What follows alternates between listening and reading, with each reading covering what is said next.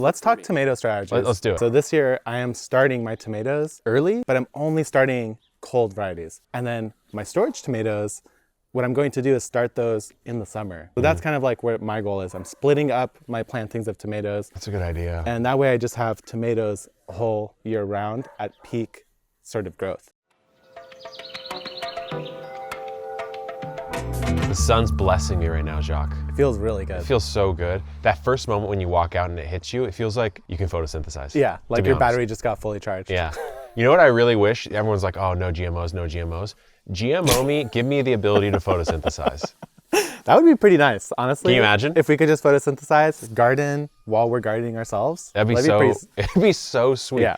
Oh yeah, just like, I don't even know what we're talking about. Just a little sun session. Welcome back to the Beet Podcast, my friends. It is February. Glorious sunny day. It's beautiful. I'm seeing my garlic. You know what I did a couple days ago is I put a podcast on and I came out and I trimmed off every single dying garlic leaf at the bottom, you know? Yeah. So that they look nice and pristine and tight and clean, because I was losing a little bit of those leaves, which is natural. Yes. I think the very first garlic leaves tend to kind of shrivel up, but there's a pile of them right over there. See that little meditation session here in the garden. No, it was nice. Yeah. It was nice. Yeah. You're back. I am back. I just got back from OKC, Oklahoma. So Oklahoma City, in case you guys don't know. I was there for a home and garden show in pretty cold weather. So it's actually really great to be back now. And we are looking into February, and the festival season, not festival, I guess, the garden home show season has begun. So the first one I did out there was actually a lot of fun. I got to meet a lot of people in the OKC, Oklahoma area. We got to talk about gardening, seed starting. I actually did a live seed starting demo. I saw that picture. Yeah. It was great to represent, because actually at that show, it was pretty much us representing gardening, and there was a nursery and maybe like one company selling loppers. The rest of it was kind of home. So I was representing the garden there big time. And a lot of people were really, really down to talk about gardening. I heard some snippets because I wasn't at this show. Last year we went to our first show ever, the Northwest Flower Garden Festival. And we're going to be there again this year. So if you're listening to this and you don't have your Northwest Flower Garden show tickets, grab them for sure, because we're going to be there. We'll actually have a booth this time. Yeah. And we would love to hang out with you guys. We did I don't know what to call the talk we did last year together. We kind of did like one of our seed starting sessions, but interacting with the crowd, live Q&A, help them out on their seed starting journey. It was our first time doing something like that together. Yeah, fully live. And I think it's probably my first time doing a talk like that in general. And I feel like it went well. Yeah, no, it was really fun too. It was fun. Yeah. It's hard to do something active in gardening like on a stage in the time of, right? Because it takes so long to grow stuff. But I think that was a good one. But I did see some pics of you, not only on the stage, but I saw some pics in rage, actually, for what you had to eat while you were out there. Yeah, I will say, you know, my diet preference is definitely something you could see in my garden. I have a lot of vegetables, a lot of various vegetables. When I came home, I was just telling you, I was foraging in my garden. I was eating shelling peas off the vine, harvesting lettuce, tomatoes. Yes, I still have tomatoes in the garden, making salads, eating broccoli, leaves of various plants. I was just trying to get some fiber in me, because out there, you know, at the fairgrounds, it's not representative of OKC, I'd say, but the fairgrounds themselves had very little roughage. It was mostly like straight up burgers. There was a mac and cheese and baked potato store. So it was just those? Yeah, just like various macs and cheeses and baked potatoes. So when I found an apple, I almost cried. And he literally texts me when he finds an apple and he goes, I found an apple. I found an apple, I could almost cry. And he's like, I've never tasted something so good in my life. Because the menu, look, like sometimes I think if you're really hungry and maybe it's your first time having that type of food in a while, you might go get the like loaded baked mac potato or whatever it is. But after that, man, the bees are out today. After that, like meal two, you're like, okay, like I could have some broccoli I need a little bit of fiber or something like that. But I remember back in the day, here in San Diego, there's a fair called the Del Mar Fair. Yes. Which I haven't been to. I honestly haven't been there in quite a while. I used to go for like the concerts that would happen on the Fridays. Yep. I remember those. When I was a kid, my dad took me a couple times. My mom and dad took me. And I remember I got a funnel cake once. Yeah. And I don't think I've ever had one since, because I had that one and I was like, I think that's enough for life. Do you want to know what I had at the fairground once? Yeah, hit me. So I challenged someone that if they bought it, I would eat the weirdest thing that they found at the fair. No. So we were walking. Like there's a lot of weird stuff. A lot of weird stuff at the fair. So in the end, it was settled on a deep fried peanut butter stuffed pickle with strawberry jam and whipped cream on top. Honestly, I feel like the only bad part would be the acidity of the pickle. Everything else is just a dessert. Yeah, but strawberry peanut, it's like a PB&J pickle. So here's the bad part. Yeah. You bite into it, you get a blast of hot pickle juice straight into your mouth, and all bets are off. At that point, I was like, I don't think I could eat this. Did you like bleh? No, I did eat half of it because I had to, but I did not enjoy it. Yeah. So Yeah. at the Seattle Fair, hopefully we'll have better foods there. Well, but it was last great year- to meet the people at OKC. I'm really excited to meet the people in Seattle and from wherever you guys come from, because we were just interacting, talking gardening, and that was really great. Oh, the last year's show was so fun. We had some fun in the city, if I do say so On our myself. bun quest. Jacques, every morning I found him at Pike's Place, like with a cappuccino post-up before I even got there. He's like, oh, good to see you. I'm 2 buns deep. Yeah, he's like, we're eating dumplings like crazy. But anyways, please come and see us at the Seattle Northwest Flower and Garden Show. Let's talk gardening though. Yeah. Obviously the bees are out in full force. That means that the season's starting to ramp up. That means that seeds need to be started. I had a big pickup this weekend of what I'll call the mother lode, okay? You know I've been collecting Pokemon cards lately like crazy for the last few months. This probably really scratched your itch. This scratches my itch because it's a ton of little packets of what are called storage tomatoes. Now you kind of turned me onto this, so talk to me. So storage tomatoes are really interesting. I think like traditionally they come from the foothills of Mount Vesuvius, where they grow these little Roma tomatoes. I have that exact one. Vesuvio Pinolo or something. Pianolo del Vesuvio Red. Yeah, exactly. And they come in reds, yellows, but the idea is that I think they have like a slightly thicker skin. You harvest them with the truss fully attached. So you cut it close to the stem of the plant. You have all the tomatoes hanging with the truss. You could stack those trusses, make a tomato stack, like literally just ripe tomatoes. You don't even have to harvest them green. String that up, hang it somewhere that's like your garage or your shed, and they will hold for months. I think like 6 months is not a problem. I actually have experienced this with my own Roma tomatoes that I harvest late in the season. And all I do is I harvest the entire plant down, even if they're green, and I arrange them from green to red. And we just eat those tomatoes as they ripen over the course of a few months. And it's actually a really great way to have fresh tomatoes that you can even use for salads, sandwiches. They're not frozen where the texture's destroyed. Yeah. And it's really cool that they could last that long. I did a little deeper research into this as I was trying to figure out more about it. I think the OG is the Pianola del Vesuvio Red. We have at least a dozen more here. I'll read some off for you, but this is my understanding. Thicker skin, like you mentioned, lower water content naturally. That makes sense. So not just the thicker skin. And then you're supposed to, technically, I think, harvest them before the breaker stage, but not much before. I see. So like not green, not ripe, but although you probably could. Yeah, you just have to eat those first. Yeah, and it's just if you harvest them right before the breaker stage, about 50% ripe, you get a lot more length out of that storage process. You probably get, I don't know that I even saw 6 months, but I definitely saw 3. Okay. 3. And Yeah, then maybe I exaggerated that one. well, you probably could though. It's like depending on how you store it, you probably maybe could. like one of them will last 6 months. Yeah. Or if it's in a colder area or something. But then here's the kicker. So this is my strategy now, my tomato strategy, now that this is in the toolkit, is peak flavor on tomatoes is still not going to be from these. Because if you go out into the garden, June, July, maybe even August, and you get a peak flavor, Beauty King or Cherokee Purple or Cherokee Carbon, whatever that is, it will slaughter probably the flavor of this. But if I start the storage tomatoes and then I harvest them, let's say in July at that breakerish stage, now I have 3 months. So I've got, say July 15th, I harvest all those, right? Absolutely. August 15th, September 15th. Now October 15th, I can still eat a fresh tomato. That to me, if I couldn't even get a peak flavor tomato in October, now that's the best tasting tomato I can get in that month. So I'm gonna read a few of these off for you. The classic Pianolo Vesuvio Red.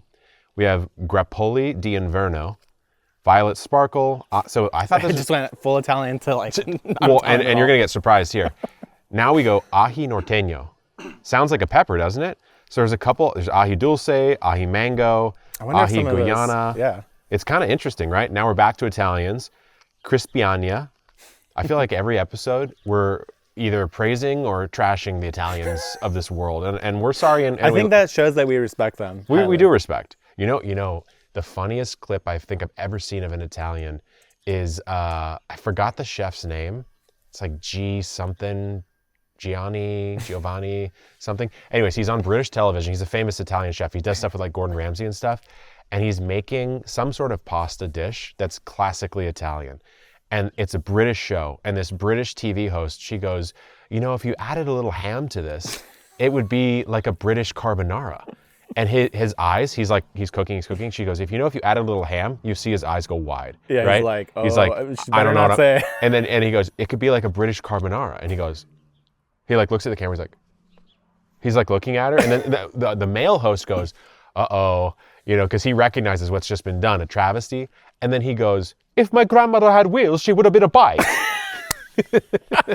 And they all fall to the floor laughing.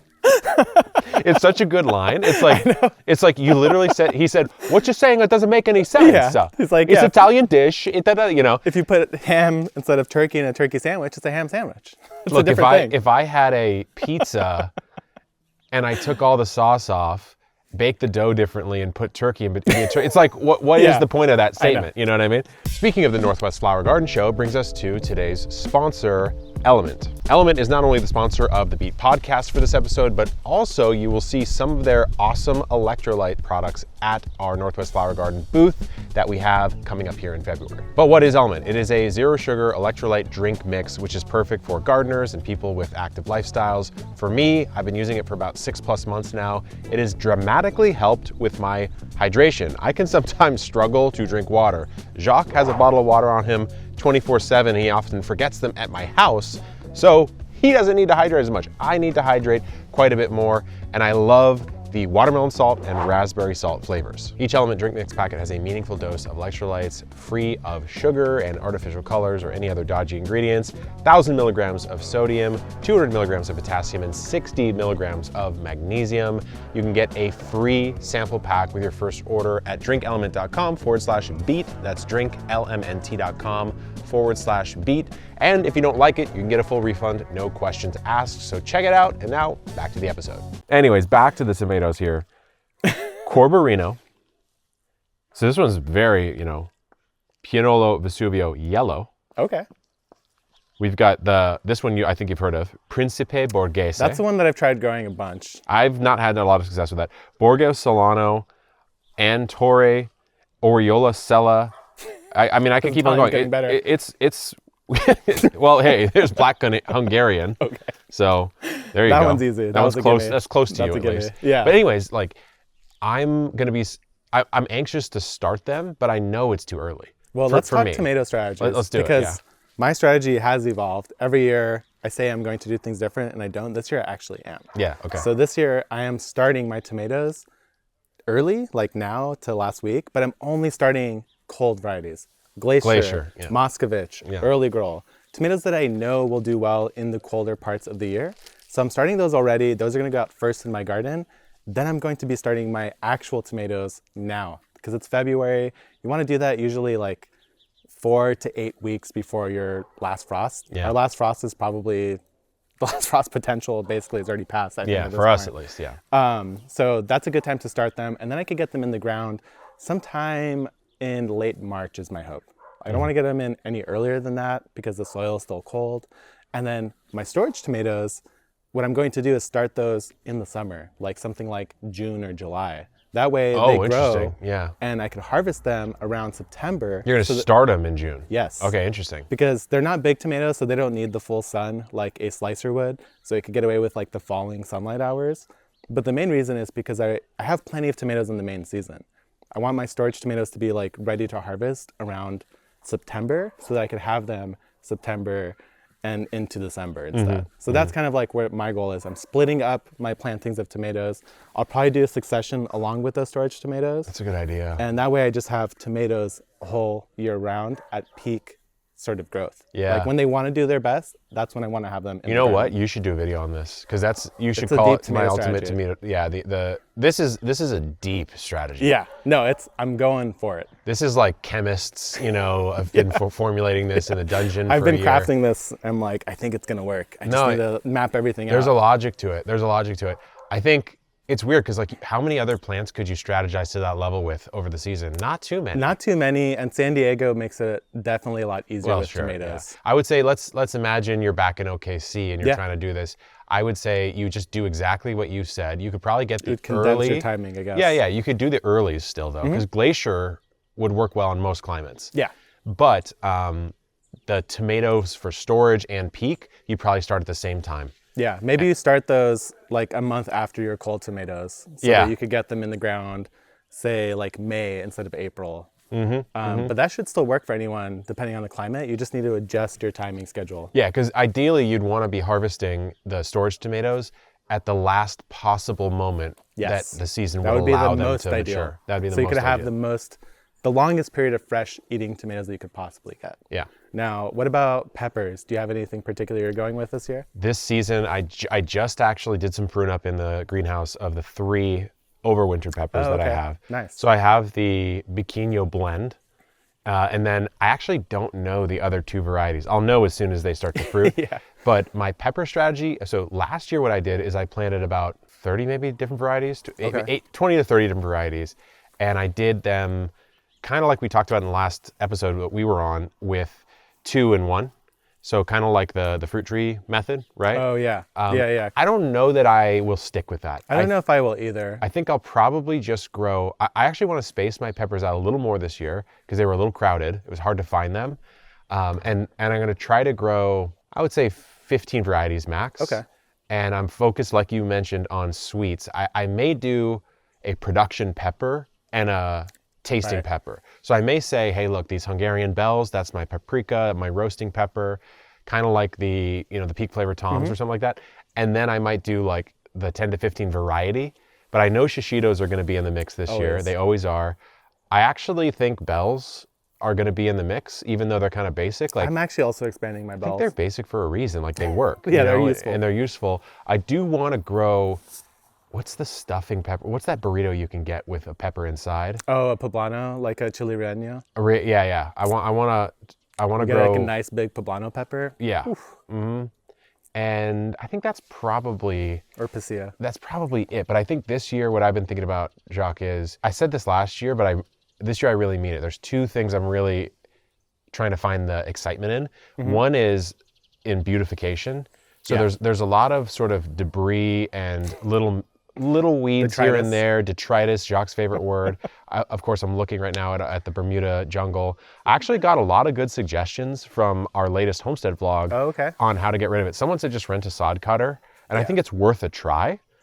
Even though most of this isn't sod, it's just a bunch of wood chips, but I think it might still work. So I may try that. Okay. And then I'm also really focused on the look and feel of the soil, making sure that just dumping compost on and saying it's going to work doesn't always work. Sometimes you got these beds that don't work out too well. I really want the quality of the food I grow this year to be pristine, as pristine as I can get it. And I think most of the crops I do okay in. All my brassicas look really good most of the time. Your broccoli was bigger than my chest. It was huge. It was like this wide. Broccoli was monstrous this year. I want that same vibe going though with my tomatoes this year, with my peppers, absolutely, and with some of the like root crop type things. Because like I'll grow a bunch of beets, let's say, but they never look. Well, not never. I would say half of them look homegrown. Yeah. You know what I'm saying? Yeah. And half look like really nice beets. I don't know. I just want a little bit more farminess, I guess, to it. Like, would I take it to a farmer's market and expect it to sell? Some of the stuff I'd say no, which is fine for a home gardener, to be clear, but I just want to kind of push my skills. Yeah, no, I think to go full circle on that, on actual production, one thing I've learned, because we did that soil competition video where we experimented with creating our own soil mix. Yeah, tell them the setup. One thing, so basically the setup on that video was we did a previous experiment where we tested 12 different commercial mixes of soil. We took the top 2 winners from that experiment, and then we tried to compete against it to grow something better using our own soil blend. And ultimately what happened was my soil mix came on top, then the other one from the competitors came in second, you came in third, and the last competitor came in fourth. Yeah. So we actually showed that we can beat it. It does require, of course, you to mix your own mix a little bit more work. But the one takeaway really for me on that one is the amount of fertilizer that I've been using, I don't think is ever enough. Yeah. When I actually read the box, it's insane how much fertilizer I put into that grow bag. I think I would usually put maybe a quarter of that if I'm just going on vibes. Like I'm just like, oh, a little sprinkle here, a little sprinkle there. It always feels actually like add a lot. Yeah, it feels like more is bad somehow. Yeah, but with the organics, they break down over time. They don't just hitting your plant, so it's actually a little bit safer to go heavy, and the plant obviously did better. So I think one thing I'm going to be doing is actually granular fertilizing my garden a lot more heavily, either adding it to existing plants already growing or in the planting hole as I'm planting. Going back to the pepper discussion, I am going very heavy on the sweets. I actually already started those seeds. Oh, you did? Because peppers, I find, are extremely slow when it comes to growing as seedlings. I would agree. So I have I think probably around 30 varieties. Really? And this year my goal is not to have, last year my goal was to have a bunch of a specific type so I could do something. This is an expansion year. Okay. So I have fewer plants, more varieties, so I could actually figure out the ones that I truly want to eat. But my goal this year is to actually try to produce all the produce that we consume in our house during peak season like summer. That's a good goal. Like that, we've always gotten close. In the summertime, it's usually like 80 to 90%, some weeks 100%. And I want to get it as close to 100%, basically from let's say April through September. Yeah. That's a heavy goal. And that's a heavy goal because you're not a 2-person household. No. You're like a 5-person household. And we're eating a lot of veggies. Yeah, exactly. So that's kind of like one of my main lines there, is I want that high quality deliciousness. I'm going to fertilize more. I'm going to expand my varieties. I think it's a good idea. I'm growing some stuff this year that I know will be a preservation because I got that second fridge like we talked about. And I really want that fridge. I have this vision in my mind. When I went to go meet Mike G from Pro Home Cooks, now Life by Mike G, he renamed his channel. He has that second fridge in his basement and it's full of jars. Yes. Of just random And they hold. Oh yeah, they hold, and there's something charming about it. He's got the root cellar too, which is nice. I don't have that, and probably can't because it's February and the sun is blasting me right now. Yeah, it's like 70 degrees. But hey, Laura did it on Garden Answer. Yeah. She did it, but she has that separate structure, and I think she just built a conditioned space. Yeah. I don't even have that much space. So I'll be honest with you, every day probably I keep dreaming of more space. I'm doing that. I really do. And I almost want to you want to go in on something together? I would truly love to have acres. To really think and plan and put out an orchard. I can't put an orchard in my house. I dream of having that type of outdoor space for sure, but I also weirdly dream about having some sort of warehouse type setup where I can partition the warehouse out to different rooms or different vibes. Yeah. Honestly, if it was even outside of Epic, I would just want a warehouse that I could store my Pokemon collection and in the way I want it to be stored, or my blah, blah, blah, all these different things that I like to do. And then hobby stations. Yeah, hobby stations. Yeah, carving station. Little carving setup, little woodworking setup. 100%. That's the dream. It would be amazing, Should we do a little Epic commune? A little sharecropping? I'll never be down with a commune. I'll never. Even with a known entity? Even with a known entity, because you could have your own space. The word commune to me means I'm drinking the Kool-Aid and I'm ending my life or something like that. You have your own. You could even build a fence off your area. I fence off my area. Then it's not a we're commune sharing anymore. The land. No, we're sharing things. Oh, the land. Yeah. We're sharing things. We're helping each other out. Yeah. But we're not communally living. We could still do that. Yeah, I don't want to communally live. To be honest with you, I'm past that age. I'm well past. I don't. That's not for me. No, but we could share things. Yeah. Help each other out. That I'm with. That I like. That I'm with. It's in a way we do that already. Yeah. Yeah. But with more land. With way more land. Anyways, a lot of good goals for this season. Really want to say, if you are thinking about it, or you're in the Pacific Northwest, you're willing to make the flight, the Northwest Flower Garden Festival is super fun. Yeah. It's probably one of the premier shows. I think only Philly is a bigger show. It's bigger, but this one has a lot of gardening elements too. A lot of gardening. There's these displays, there's all this crazy stuff there. So I highly recommend you guys check it out. We will be there. We'll put a link in our podcast description on how to do it. And we will see you on the next one, guys. Good luck in the garden and keep on growing.